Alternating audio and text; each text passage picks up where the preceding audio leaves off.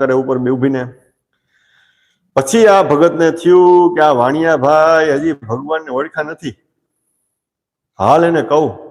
એટલે ભગત તો ગાવા માંડ્યા માંગડી આગળ રાખી કે અમે તેને ભજીએ તે આ અમે તેને ભજીએ તે આવું 2 કલાક 3 કલાક ચાલ્યું બધું. હો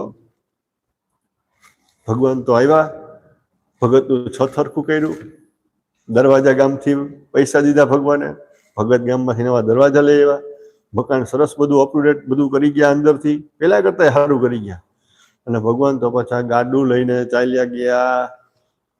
પેલો વાણિયો એનું કામ કરે, સામે બેહીને ઓસરીમાં બેઠા બેઠા. અને ઓલા ભગત કીધું કે જોયું ને તે ભગવાનના દર્શન કર્યા ને? તે કે કોણ ભગવાન? તે કે ઓલા ગાડું લઈને આવ્યા હતા એ ભગવાન હતા. તે કે મને તો એ કે તમારી આંગળી દેખાતી હતી. હે અરે તારી વાણિયા બુદ્ધિમાં ધૂળ પડી. હું તને આંગળી ચીંધી ચીંધીને કહેતો હતો કે અમે તને ભજીએ ને તે આપણે જેનું ભજન કરીએ ને આ છે. મેં તને નહોતું કીધું કે છે, પણ આ વાણિયા ભાઈ આ ભાઈ ભગતની આંગળી સામે જોતા